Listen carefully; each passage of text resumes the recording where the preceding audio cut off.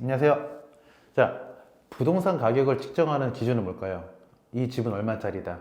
집이 얼마짜리인지 판단하는 기준은요, 집값을 만들 때는 땅값 그리고 건축비, 그러니까 땅이랑 건축비 두 개 합쳐서 이제 그 집의 분양가, 집값이 결정이 돼요.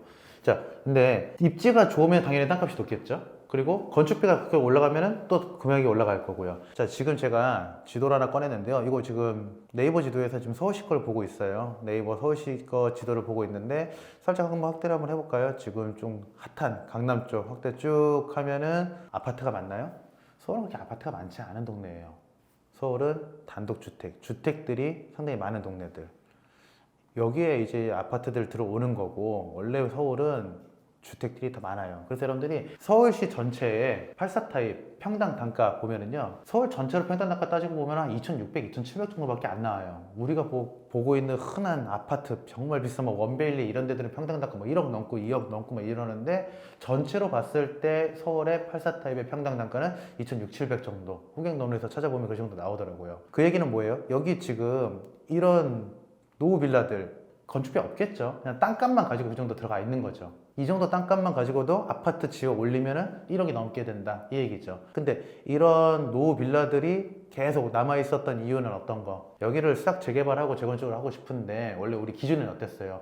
이 건물이 위험하면은 짓겠다야. 위험하지 않으면 그냥 놔두겠다였어요. 근데 윤석열 정부가 이런 얘기 하죠. 3층 이상 주택 안전진단 없이 재건축 착수 들어갔죠.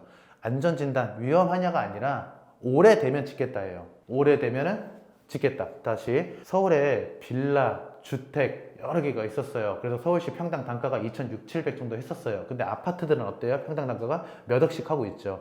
그러면 평당 단가 2,600, 700을 하고 있던 그런 단독주택이나 빌라들이 노후화된 것들이 이제 어떻게 돼요? 아파트로 변한다 이 얘기죠. 그러면은 이 평당 단가가 어떻게 돼요? 확 올라갈 수밖에 없는 구조가 되는 거죠. 그 전에는 이런 빌라들 때문에 서울시 평당 단가가 2천 중반대였는데 얘네들이 재건축으로 들어가면서 아파트로 바뀌게 되면은 그 금액은 훨씬 더 올라갈 수밖에 없는 거죠. 그러니까 무슨 얘기를 해요? 집값 올라간다. 지금 보면은 입주량도 적어지고 그럼 당연히 집값 올라간다. 근데 여기서 이것까지 붙으면 어떻게 될까요? 안전진단 재건축 착수.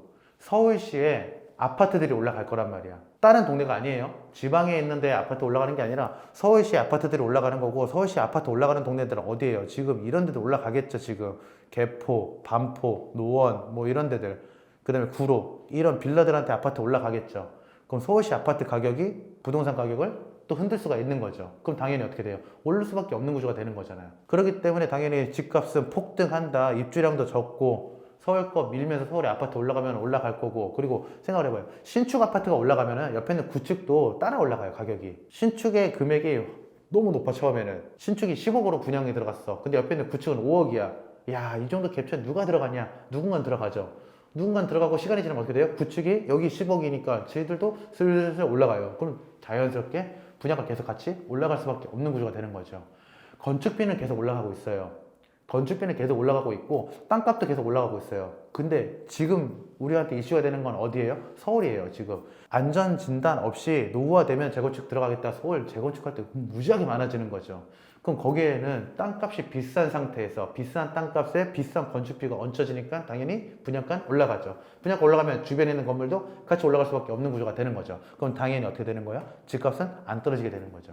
미친 듯이 싹 다 밀고 공급 물량을 맥시멈으로 때려서 공급 과대를 치면은 내릴 수 있겠죠. 근데 안 그러잖아. 입주 물량이 적잖아요, 지금. 입주 물량 적은 상태에서 얘네들 계속 이슈화 되면 어떻게 돼요? 기존에 있는 단독주택이나 빌라에 있는 사람들은 자기네 집 곧 밀 수 있을 것 같으니까 가격 계속 올리겠죠. 그럼 부동산 시장 가격은 계속 또 올라갈 수밖에 없는 구조가 되는 거죠. 자, 선택은 본인의 몫인데 여러분들 항상 하는 얘기지만요. 자극적인 거는 폭락한다. 완전 바닥이다. 더 떨어진다. 지하가 없다. 이런 식으로 하는 게 이슈가 되고 자극이 돼요. 근데 자료를 보고 정책을 보고 그 다음에 지도를 보면은 부동산 시장은 떨어진다기보다는 오를 거다. 어디? 서울은. 그리고 서울이 오르면 당연히 경기도도 오를 거고, 경기도 오르면서 인천도 같이 오를 거고, 그리고 광역철도 GTX나 혹은 KTX 연결되어 있는 지방에 있는 이런 위성 도시들도 같이 올라갈 수밖에 없는 구조로 만들어지는 거죠. 오늘 뉴스는 여기까지. 여러분들도 좋은 선택 그리고 좋은 정보 다시 갖고 찾아오겠습니다. 감사합니다.